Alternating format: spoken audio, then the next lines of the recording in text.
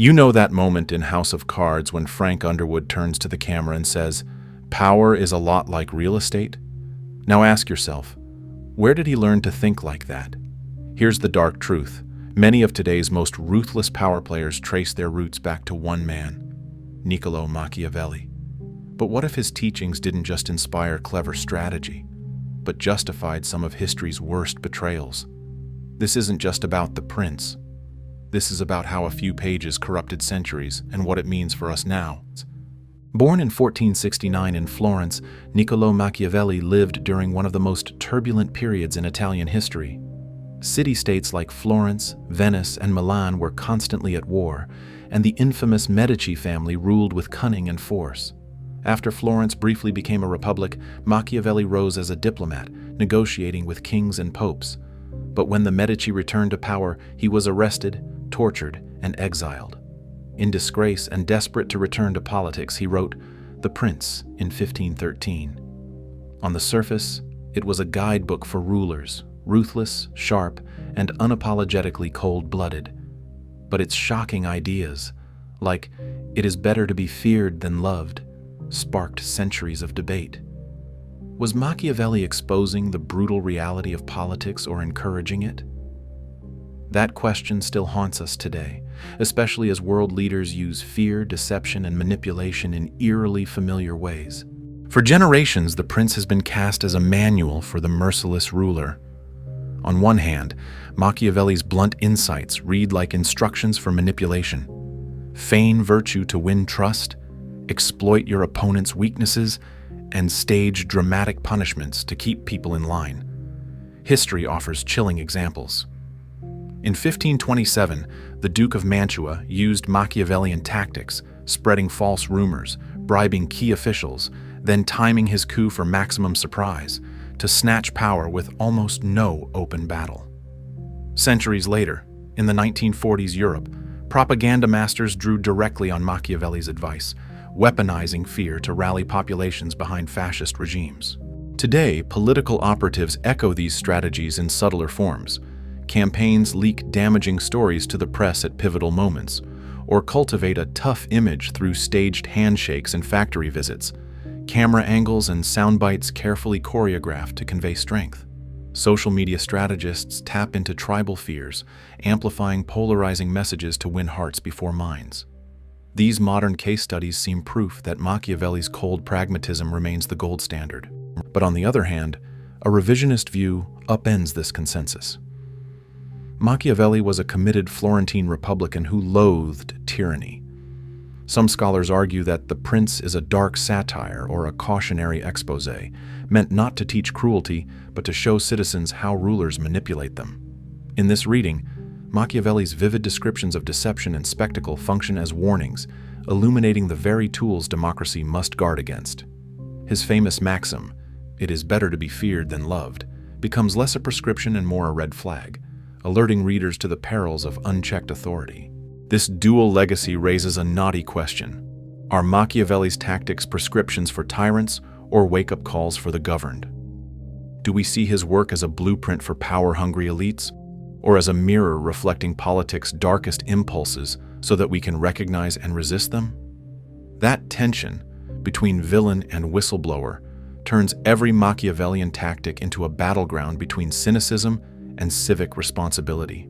And as we watch modern leaders deploy these very strategies, the stakes grow higher. If his words both teach and warn, how do we decide which side of the lesson we're on? Now we arrive at the moment that changes everything. We've seen Machiavelli painted as the patron saint of ruthless rulers and also as the potential whistleblower exposing tyranny's mechanics. Here's the revelation: The Prince is both simultaneously, and that duality is exactly why it shattered lives across continents and centuries. On one side, Machiavelli's instructions read like propaganda for power-hungry leaders. He tells princes to stage cruel spectacles, punish traitors publicly, slaughter enemies in one swift blow, and let fear ripple through the streets. He urges calculated manipulation of religion, using divine authority as a mask to legitimize any atrocity. Generals and politicians who followed these rules often left a trail of broken alliances and blood-stained thrones. The Duke of Mantua in 1527 rose using staged rumors and bribery. Mussolini, Hitler, and countless modern despots tapped Machiavelli's cold pragmatism to justify censorship, show trials, and state terror. You can read these tactics as proof that The Prince is a how-to guide for cruelty. But flip the lens, and Machiavelli's text becomes a distress signal, a flashing red light in medieval ink.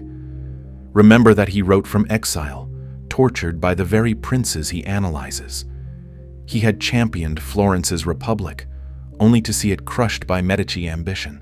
Some scholars argue that every vivid example of deceit and violence in The Prince is meant to disgust the reader, to reveal the true face of tyranny so that citizens can recognize and resist it.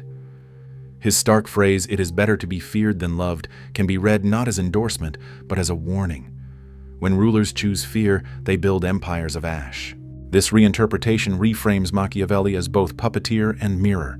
He hands the puppeteer's scissors to tyrants and simultaneously forces them to stare at their own reflections. And because most politicians prefer to follow rather than question, his manual became a blueprint rather than a cautionary tale. The twist, then, is bitter. Machiavelli offered us a map of power's dark terrain not to lead us there, but to show us how to avoid the traps. Yet, by naming every hidden rule, he gave tyrants the very tools they needed, and turned a possible warning into a self-fulfilling prophecy. Understanding this dual nature changes how we interpret politics. We must ask not just, are they using Machiavelli's tactics? But, are they unwittingly fulfilling his warning? That question is our shield. Once you see the twisted mirror he held up, you can no longer be blinded by spectacle, fear, or false virtue. Machiavelli's legacy is a double-edged sword. He exposed the raw mechanics of power while unknowingly handing tyrants the very tools they used to crush dissent. His blunt aphorisms did more than shock Renaissance courts. They created a playbook that reshaped revolutions, regimes, and even modern boardrooms.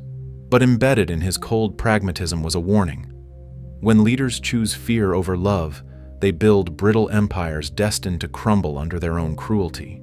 As Machiavelli himself cautioned, men judge generally more by the eye than by the hand. In other words, spectacle often trumps substance, a trap both rulers and citizens can fall into.